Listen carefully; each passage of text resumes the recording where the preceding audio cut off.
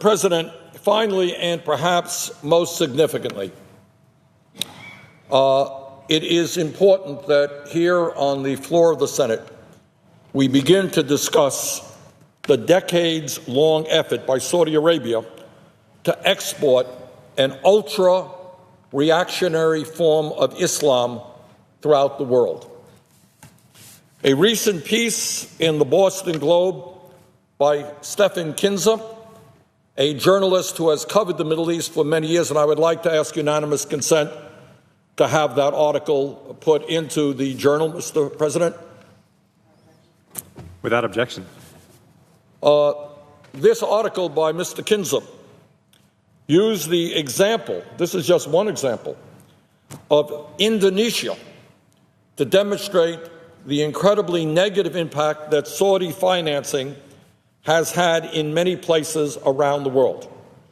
And I will quote from his article, quote, "Saudi Arabia has been working for decades to pull Indonesia away from moderate Islam and toward the austere Wahhabi form that is state religion in Saudi Arabia.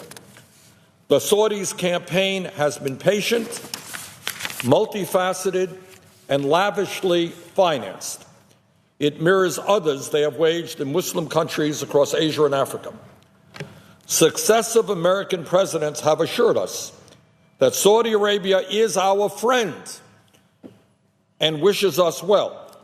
Yet we know that Osama bin Laden and most of his 9/11 hijackers were Saudis, and that, as Secretary of State Hillary Clinton wrote in a diplomatic cable 8 years ago, quote, donors in Saudi Arabia constitute the most significant source of funding the Sunni terrorist groups worldwide, end of quote.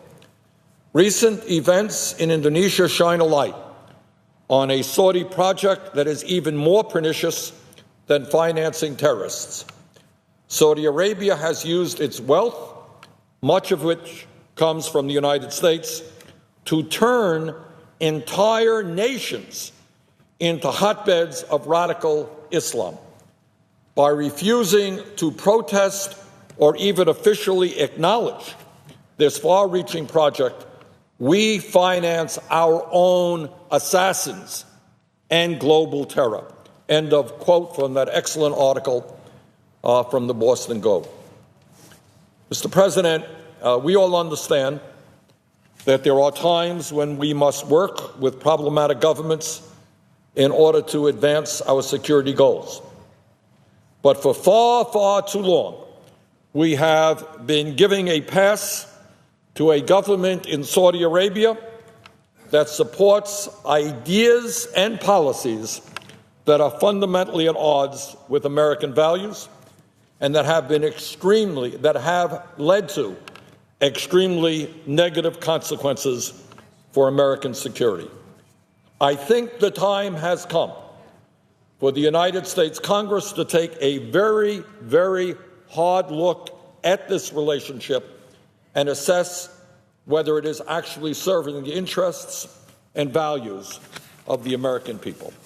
And with that, Mr. President, I would yield the floor and note the absence of a quorum.